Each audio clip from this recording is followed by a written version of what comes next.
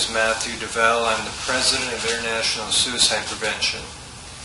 Today I'm coming to you to tell you about advancements in mental health when it comes to, forget it, I'm just going to cut that and just keep rolling, so you don't have to start over. But, okay. Always takes a couple times to get this going.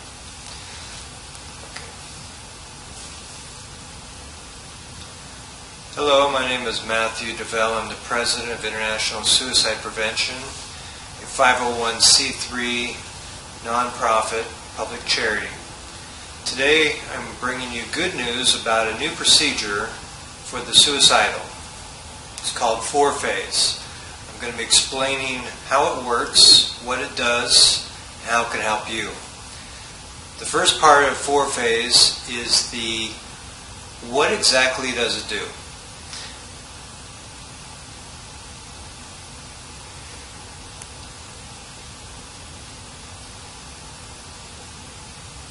When somebody is suicidal, they go to a psychiatrist or counselor and they say they're having these thoughts of self-harm. The problem we're having with mental health in our country or around the world, people want to treat the symptom. Symptoms are phobias, dissociative disorders, PTSD, anxiety, depression. These are all symptoms. If you treat a symptom, you're not going to cure the problem. The problem is, at some point in somebody's life, they've had a trauma.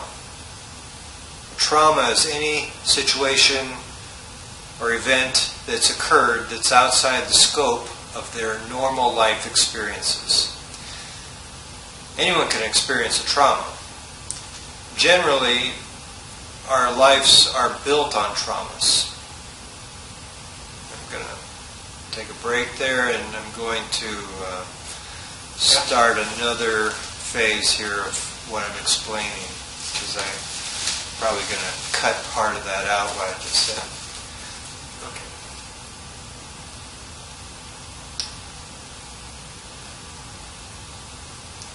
The way we perceive the world is based on beliefs and values. Beliefs and values are created throughout our lives, but generally they're hardwired by the time we're 6 years old.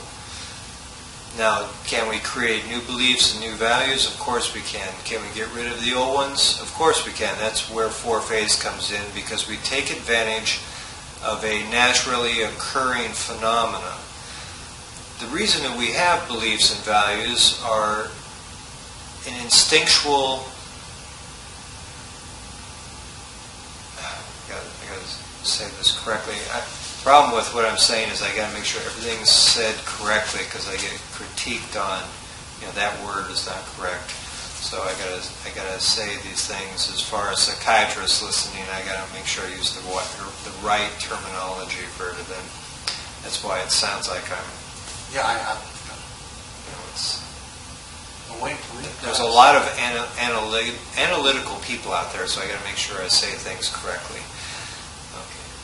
Otherwise, they pick one word out that I said, and they forget everything else I said. That's that beliefs and value thing. Okay. Beliefs and values are what allow us to survive in this world.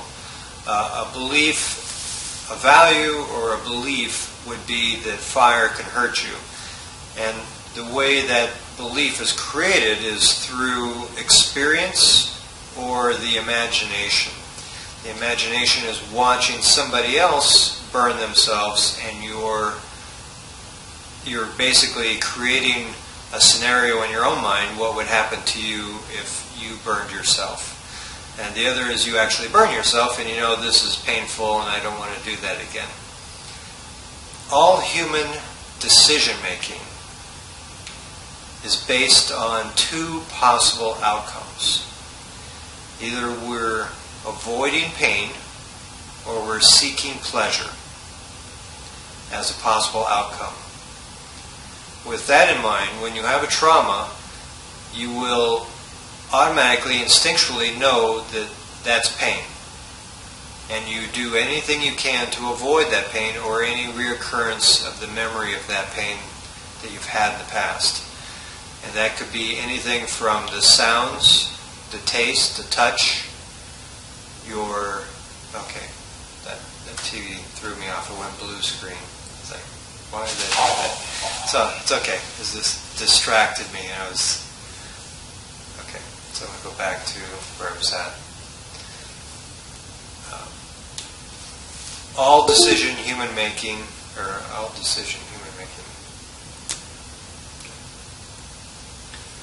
All decisions that humans make are based on two possible outcomes. Either we're avoiding pain or seeking pleasure. Now, in order to understand how a trauma occurs, I'm going to tell you a story about a little bear. His name is Pooh, and it's from a story called Winnie the Pooh and the Honey Tree. The little bear is hungry, so he goes to Rabbit's house, which is a hole in the ground, and he gorges himself on honey. Pooh is basically an experience, an event. Once you cross a threshold of your life usual scope experiences, you no longer fit through the rabbit hole to exit. The rabbit hole is the conscious mind. Outside is the subconscious. The event gets stuck in the hole. And at that point, you do everything you can to get that hole unstuck. But there's no budging the bear. So what do? You mask the bear. You draw a face on it. That's dissociative disorder. You create a frame around the bear. You put antlers on it. And at some point you get so tired of the bear being there that you don't even want to look at it anymore, and you turn around and there it is in the mirror. And you have to keep using the back door. And a back door in anybody's house usually requires some effort to get to the front of the house. Now, what we do with four-phase is we take the bear and we remove the honey from the bear, and then we're pulling and pushing from the conscious and subconscious back and forth, and on the fourth push, the bear pops out and he goes sailing off into the honey tree. Now, how this works is we have a belief based on a trauma that this trauma is never going to go away. It could be something as serious as being molested, raped, a murder, and it could be something you did or something that's happened to you.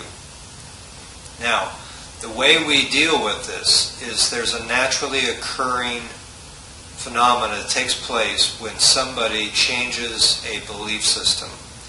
A belief system would be that Republicans are all greedy.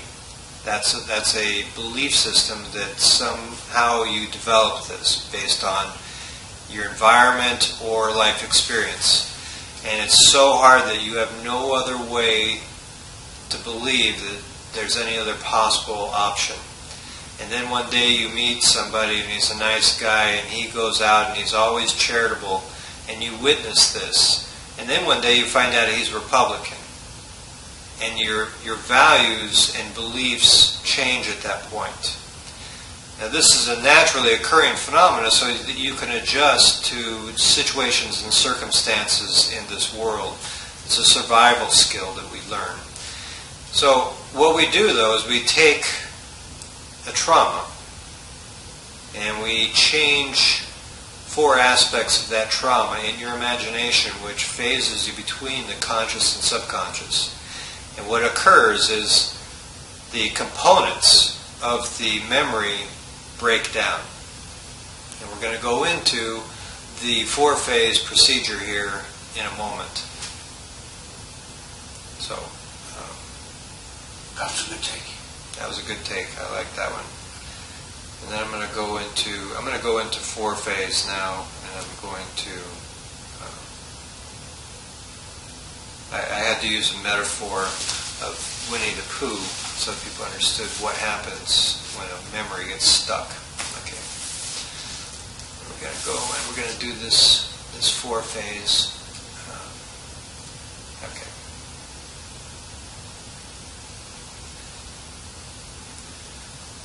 Welcome back, and now we're going to actually do the procedure four-phase.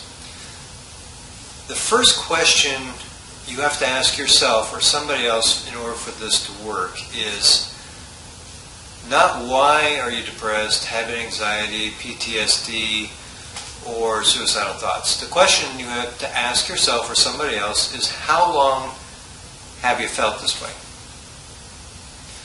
Now, it could be an hour, it could be a year, it could be 20, 50, 60 years from the point that you're talking to somebody. At that point, you say, what occurred at that time? What occurred 60 years ago? What age were you? I was 18. What happened? I was molested. Whatever it is, as long as they know or you know what the inception of the dissociative disorder occurred. Once you know that, you have to be willing to let that go or to look at it. Once you're at that point, then we can move forward with this procedure.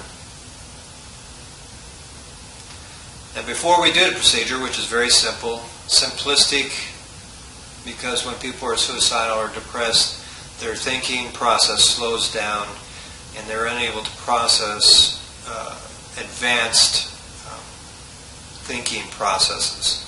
So what we're going to do is we're going to talk about the effect of four-phase and what it will have on you.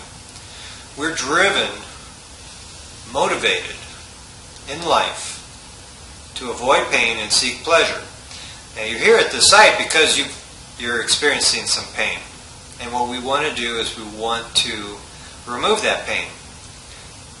And the first thing you need to do is you have to test to make sure this works. So you write down on paper what it is that you're working on. If there was an experience, if there was a molestation, sometimes there are several events that took place over years or days. Some people it's just one traumatic experience.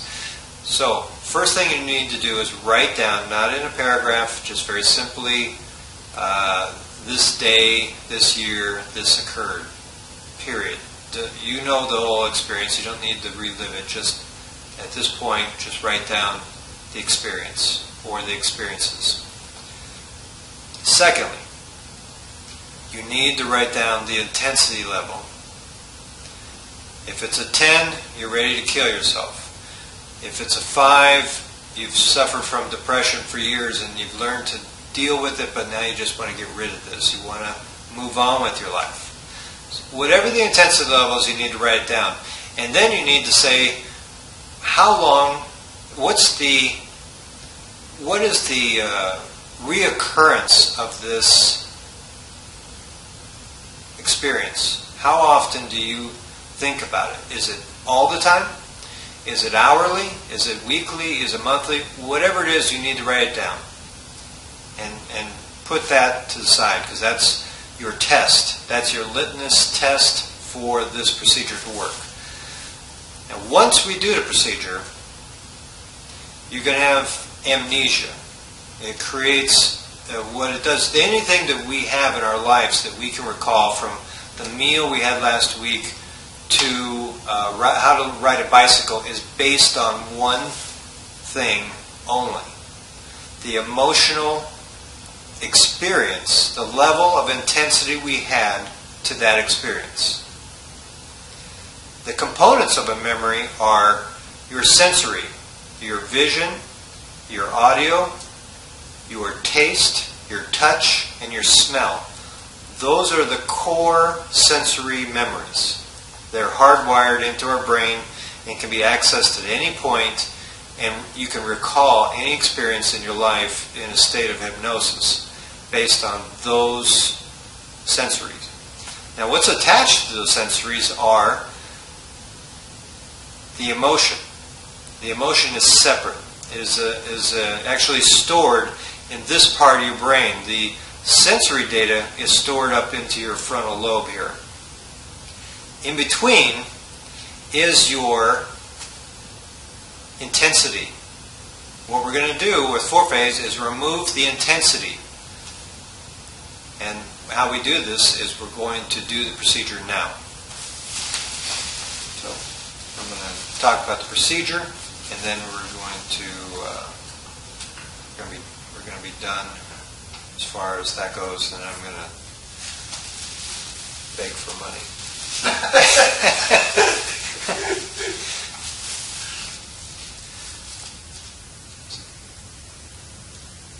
Four-phase. This is four-phase. Once you know the experience you want to work on that has caused you trauma, we're going to